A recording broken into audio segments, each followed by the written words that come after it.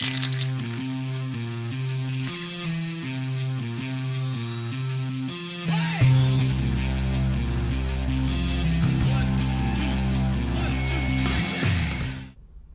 who are you? Jim Lanzone, Yeah. CEO of Clicker. And tell me a little bit about what Clicker is. So Clicker is, well, what we aim to be is the first complete programming guide for the next generation of television, which is all going online. So some people have called us the web's TV guide, but I'd say, we definitely want to be the way that you navigate and discover programming in the next generation of TV, whatever that looks like. Yeah. So, and for people like, who are older, who are used to old school TV, Yeah. NBC, CBS, Right. It's not really for that. It's That's for right. anything that's online. Right, and the thought being that over the next few years, and if you're just at CES, it could be this year, you see that online is now moving back to the TV, and that's where people are starting to watch, especially the under 30 crowd. So eventually this all becomes one just big corpus of programs that are served from one database, and your plasma will just be a screen, just like your laptop or your phone. But the idea being that was that TV Guide was started in 1953, and there were 3 networks, and there were, I think, 48 potential programming slots. And so now there's hundreds of thousands of potential, not just television shows, but television quality that are online. There's 100 cooking channels online, not just one that you'd find on cable. And so somebody had to bring all that together in one easily navigable and searchable. Now you have a lot of interface. competitors, but every one of your competitors comes at this world with a different slant, right? There's search engines like Blinks or Dabber that are search engines. How do you compare to that? Yeah, we were kind of so my team, I used to work at ask.com, and a lot of my team comes from there. So we were actually kind of founded against the idea, in a way, that a search engine was the right motif for this stuff, because they're almost too comprehensive. They'll bring back millions of results in no real particular order. It's kind of scattershot. And so our thought was that something more like Wikipedia or IMDb or Yelp, a structured data solution was really more the way to do it. So did you have humans curate all the information on pages? Or no, how did you pull that information? Yeah, so that would just be, you would need hundreds if not thousands of people to do that. So no, there's a human element to all structured data solutions. It all starts with that. So what you do is you essentially hook in your technology into each data source. And what we do is we suck in all the metadata, essentially, from every one of these, let's call them networks in the new world, because it's not just ABC. It could be Funny or Die, or it could be anything that's just online, Stanford University. Or like Building 43. Building 43, Gilmore Gang, right? So, and we suck in the metadata, and then that's all done automatically from that point forward. So what humans would do is say, look, with this website, there's a title, there's a description, there's an air date, and so let's hook into that, let's suck it down, let's normalize it into our data structure, and then going forward, it's all automated. So Seinfeld is a good example, because TBS is who owns it online, and they will bring shows up and down every couple weeks without telling anybody. There's no real reason for it. You can't predict it. We know automatically what shows are being brought down and which ones are going up. Yeah. So Criminal Minds is not available online. It's Right. it's a TV show that I watch on old school TV. Right. What does it do with that situation? Well, one of the things, so if I were to say like what our charter is, it would be what's available to watch online, where to watch it, because it's not always where you think it would be. Seinfeld's on TBS, not on NBC. And then what's worth watching. So discovery is a huge part of it. Suggesting shows to you, either related to the show or eventually for you personally. But in telling you what is online, we also want to be the definitive source of what's not online, because right now it's so crazy. What is Mad Men available? Is Criminal Minds available? So right now what you'll find is it's not available, I believe, and there'll just be a big red goose egg at the top telling you that. Yeah. How do you compare it to discovery engines like Magma? So I'd say our discovery is I mean, from my understanding of something like Magma, is they're appropriately named. They're kind of measuring spikes in usage across the web and reflecting back, a list of what videos are hot today. So a good place to find viral videos, is that something? Well, I mean, I think they may be doing it across all kinds of different sources. Whoever they would decide is a source of what's hot on that show. We have a trends page which says these are the top shows being searched on or used on Clicker. So the ones that our users are discovering. So we would have something similar for that. Yeah. But no, I would compare us much more to a navigation guide or a directory, or essentially it's one big taxonomy of shows.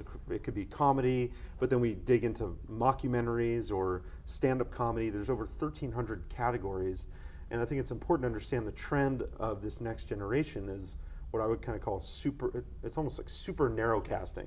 Instead of 150 channels that you'd find on cable, there's now thousands of them that are available because it's on the web, and the standard is not 5 million viewers. It could be 50,000 viewers and still be really, really good. Gilmore Gang is a good example of something, may not have a place on the cable, on DirecTV or Comcast, but a lot of people really love it online. Yeah.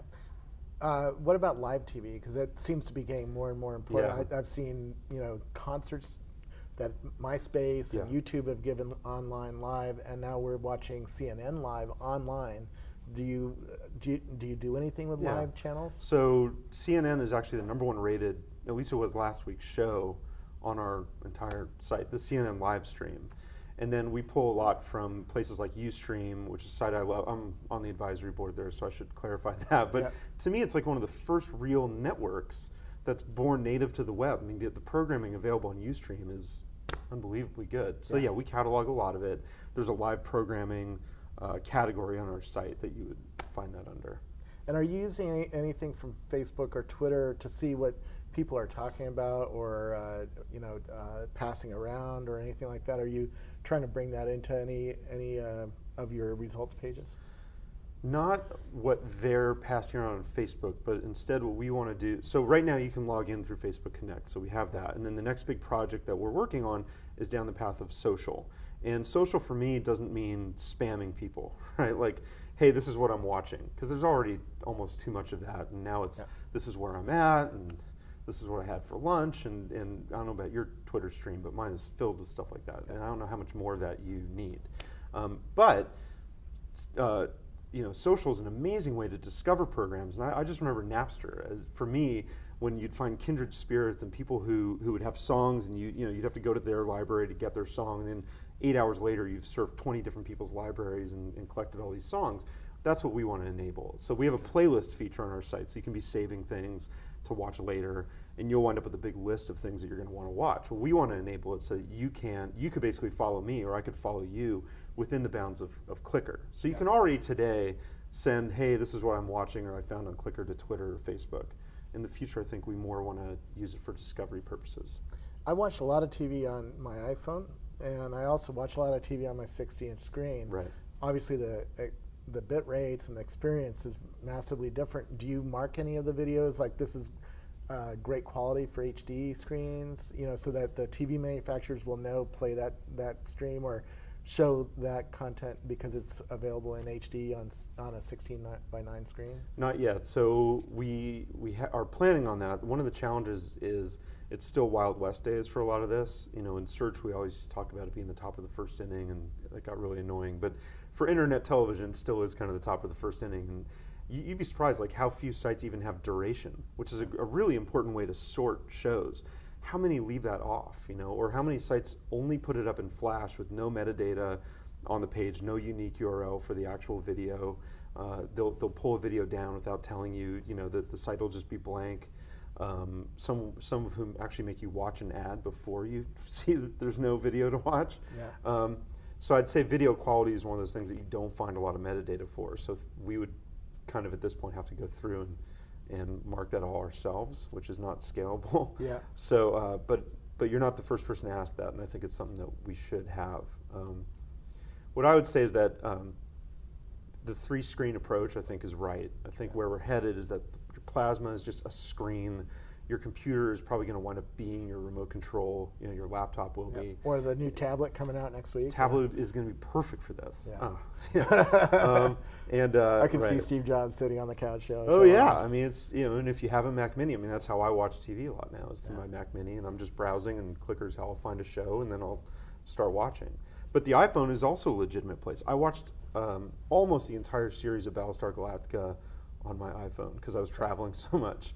And I didn't mind that it was on the screen this big. No. What's different for Clicker is that what we want to do, though. It's sharper than the TV in the airplanes. Yeah. Well, but it's important, though, for you to understand what is of what's watchable on the iPhone. Yeah. Because not everything in our database is. So not all 600,000 programs that we watch are available. And so what I would say is we're the atlas. Like we're not the destination to watch. We just want to show you all the roads that you can get there. And so we'll try to represent that accurately. Where it's a hard problem for a machine to solve, do you think you would open up like a tagging system or a system for me to rate a video and say, hey, that looks awesome on my HD screen, or that didn't work on my iPhone, or so I can communicate to your system that, hey, this video works here but not here? That we should add that. So right now we have the I guess the wiki side of it. So you can edit any description, you can add tags, you can add actors or cameos or quotes. You can even add external links. So if you think there's a good link on someone's page about that show, you can add that. It goes through a review process, so you can't just sit there swearing and talking smack about Jay Leno or whatever. But we have that. I think video quality is a good one. You're the programming guide inside the Boxee box, right? Which we're doing a separate video on, right? There's both. The way kind of Avner and I would talk about is they're more. If we were to metaphorically, they'd be more the Firefox and we're the Google, right? They're the entire. They're almost the operating system for how you would watch television in the next generation. And whereas we focus all of our resources on discovery, so there is a search function within Boxee, and then we're one of the featured apps, and we worked really closely with them. We've had a great relationship. So we launched that at their beta event in Brooklyn in December. I'll tell you a use case of how I'd love to use you, and you can tell me how far along you are. I'd love to search for Charlie Rose, Mike Arrington on Charlie Rose or whatever, find the 3 shows, and then throw those over to my big screen. And so I can sit back on the couch and just watch them on my big screen. How close are we to that? Well, on Boxee you can do that right now. So you can save our episode for the big screen. But you could also be saving those to your playlist on Clicker. You can access that playlist on Boxee, or you can access it if you're in a browser on Clicker and see those 3 episodes. So it all depends. I think the wall that we're helping break down, Boxee's helping break down, and I think it's unsure exactly how all the chips are going to fall here, but is that your plasma is essentially you're browsing the way that you always did. For regular web content now it'll just be video content. A lot of times on Twitter, I'll see somebody mention, hey, Leo Laporte's going to have this guest, or like we do this with Gilmore Gang, we'll have Paul Buchheit of Facebook on our next show. Is there a way to save that show, or to tell Clicker, hey, go and get this show when it's available, and then put it on my playlist? First of all, yes, for the show. So you can subscribe to Gilmore Gang. Okay, but then I get every Gilmore Gang ever made. Right? Then you do, right. Okay. And then you can, though, similar to going in just in Gmail and just, you can checkbox episodes and get rid of them. Okay. You can also just save a specific episode. So our ability, though, to know that you're going to schedule Paul next week, we wouldn't be getting that unless it was off your site, and then there'd be a placeholder for when it was coming. Anything else we need to know? I don't think so. I think we're the first stop for you when you're going to watch TV online. We're the way that you should find it. So very cool. Cool. Thank you so much. All right, It's thanks a really for having great me. system.